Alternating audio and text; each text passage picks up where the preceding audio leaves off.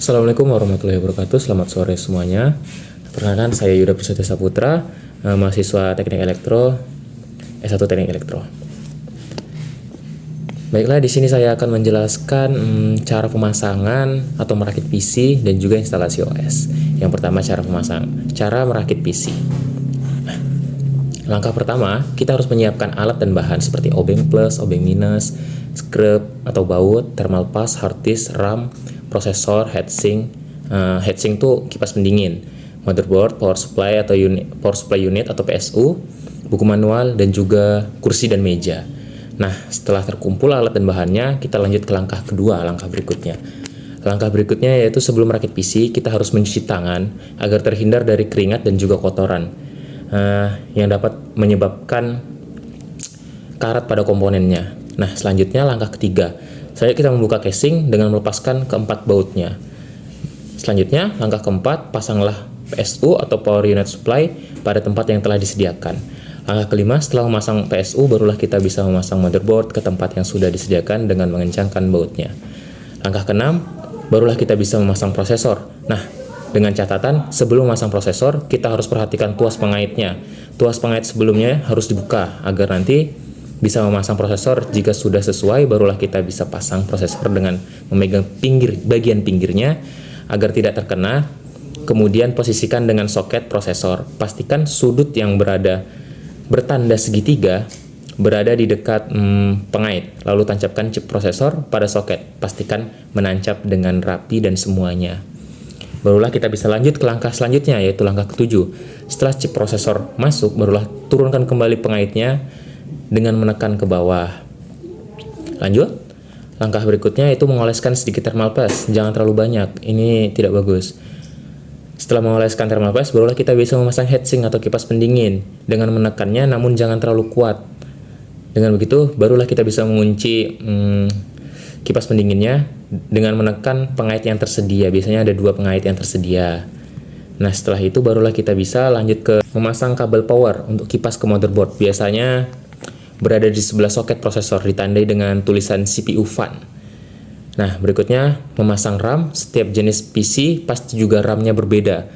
Pastikan dengan baik dan harus sesuaikan dengan jenisnya. Cara memasang RAM, terlebih dahulu membuka pengaitnya, lalu tancapkan RAM dengan menggunakan kedua tangan sampai berbunyi klik, kemudian kunci kembali dengan pengaitnya. Nah, setelah itu barulah kita bisa memasang sambungan kabel konektor yang dari awal kita pasang, seperti kabel PSU dan yang lainnya dengan memperhatikan tanda pada motherboard. Biasanya diberi nama di setiap motherboard. Baru langkah 12 yaitu memasang kartu VGA dengan cara tancapkan kartu VGA dengan perlahan dan tegak lurus, pastikan masuk dengan baik, lalu kencangkan kartu VGA pada casing, pastikan tidak berubah dan tidak goyah dari slotnya. Nah, selanjutnya ada memasang hard disk. Pertama, kita memasang hard disk, kita harus menyiapkannya. Atur jumper pada hard disk. Jumper ini ada di bagian belakang hard disk, memiliki 5 pasang pin. Bila hard disk yang dipasang cuma 1, maka posisikan jumper ke posisi master. Nah, langkah berikutnya yaitu memasang kabel IDE jenis ATA atau juga jenis SATA.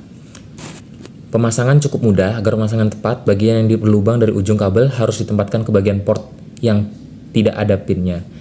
Nah, cara lain yang menyederhanakan yaitu bagian yang berwarna merah harus ditempatkan dekat dengan soket power untuk hard disk, lalu pasang ujung satunya dari kabel data tersebut pada soket IDE 1 atau ditandai dengan IDE 1 primary. Nah, setelah terpasang, barulah kita bisa memasang kabel power supply atau PSU ke hard disk.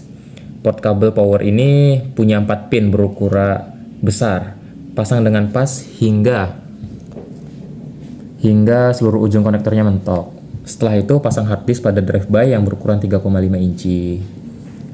Selanjutnya, langkah berikutnya yaitu memasang CD-ROM drive. Nah, biasanya sebelum memasang atau menempatkan CD drive, buka penutupnya. Ada 2 lapis penutup, yaitu pertama dari penutup plastik dan juga penutup lempengan logam. Barulah kita bisa memasangkan atau masukkan CD-ROM drive ke dalam bay yang telah disiapkan tadi. Posisikan dengan tepat sehingga posisi depan drive pas dengan permukaan depan casing. Setelah itu barulah kita pasang baut pengencang di bagian kiri dan kanannya. Lalu pasanglah kabel data jenis Ultra ATA 33 untuk menghubungkan drive dengan Mobo. Jenisnya sama dengan kabel data untuk hard disk, maka cara pemasangannya pun sama. Nah, lalu ada pemasangan kabel CD audio. Pada port audio di belakang CD-ROM drive yang memiliki 4 pin kecil, kemudian pasang ujung lainnya pada kartu suara, tepatnya pada sepasang pin yang bertulisan CD in. Nah, setelah itu barulah pasang kabel power untuk CD-ROM drive. Pemasangannya sama saja dengan pemasangan kabel power untuk hard disk. Untuk pemasangan drive optik lainnya seperti CD-RW, drive, DVD-ROM drive, dan sebagian prinsipnya juga sama. Nah, berikutnya yang terakhir ada mengenal port.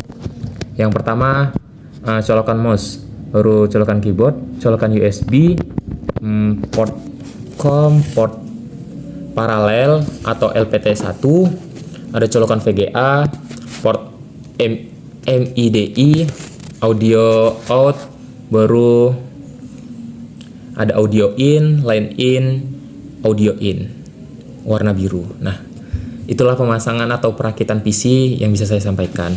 Lanjutnya kita akan menginstal instalasi OS. Zorin OS adalah sistem operasi desktop berfitur lengkap yang dirancang khusus untuk pengguna Windows yang ingin belajar Linux dengan mudah. Ini didasarkan pada Ubuntu, sistem operasi paling populer di dunia Linux. Zorin OS bisa diinstal dengan gratis dan juga berbayar. Langsung saja membuat bootable flash disk Zorin OS dengan menggunakan Rufus. Nah, langkah pertama yaitu download aplikasi Rufus. Setelah itu masukkan USB flash disk yang digunakan untuk media instalasi. Lalu pilih file ISO Zorin dengan tekan select. Setelah itu, jika sudah, klik start untuk memulai proses bootable USB flash disk. Selanjutnya langkah kelima, pada pilihan ISO hybrid image, pilih read in ISO image mode. Selanjutnya akan muncul peringatan bahwa semua file dalam flash disk akan dihapus. Pastikan kalian sudah backup file-file penting. Jika sudah, klik OK. Tunggu sampai proses selesai. Proses selanjutnya yaitu menyeting boot priority BIOS. Nah, setelah proses bootable selesai, cabut flash disk dan colokkan pada laptop atau PC. Lalu langkah berikutnya yaitu masuk BIOS dengan cara restart laptop atau PC, lalu tekan tombol Del pada keyboard lalu masuk ke menu. Umumnya tombol yang digunakan untuk masuk BIOS adalah Del, F1, F2 atau Fn plus F2. Baru selanjutnya ubah boot priority agar komputer atau laptop kalian boot melalui media USB flash disk. Pilih Save and Exit untuk menyimpan dan keluar dari BIOS. Lalu proses yang ketiga yaitu menginstal Zorin OS. Langkah yang pertama menginstal Zorin OS yaitu pilih try or install Zorin OS. Tunggu beberapa saat, setelah itu pilih install Zorin OS. Lalu pada pemilihan bahasa, pilihlah bahasa Inggris dan klik continue. Setelah itu pada pemilihan keyboard pilih English US. Lanjut, langkah berikutnya yaitu pada bagian upgrade dan other software, pilih install third party software for graphic null Wi-Fi. Lanjut, pilih erase disk dan install Zorin OS untuk memilih instalasi, atau kalian bisa pilih something else untuk mengatur ukuran portisasi selesai manual. Pilih continue untuk memulai instalasi. Lanjut, untuk memilih zona waktu, pilihlah zona waktu Jakarta. Setelah itu isi informasi berupa nama komputer, username dan password. Lalu pilih continue. Langkah selanjutnya yaitu tunggu hingga proses instalasi Zorin selesai. Setelah itu muncul pemberitahuan instalasi complete, pilih restart now. Setelah selesai, cabut USB flash disk yang digunakan untuk instalasi. Setelah itu tekan enter pada keyboard. Berikutnya isi username dan password yang sudah disiapkan untuk masuk ke Zorin OS. Langkah terakhir yaitu proses instalasi selesai. Itulah tadi langkah-langkah merakit PC dan juga menginstal OS. Nah, cukup sekian yang dapat saya sampaikan. Kurang lebihnya saya minta maaf. Wassalamualaikum warahmatullahi wabarakatuh.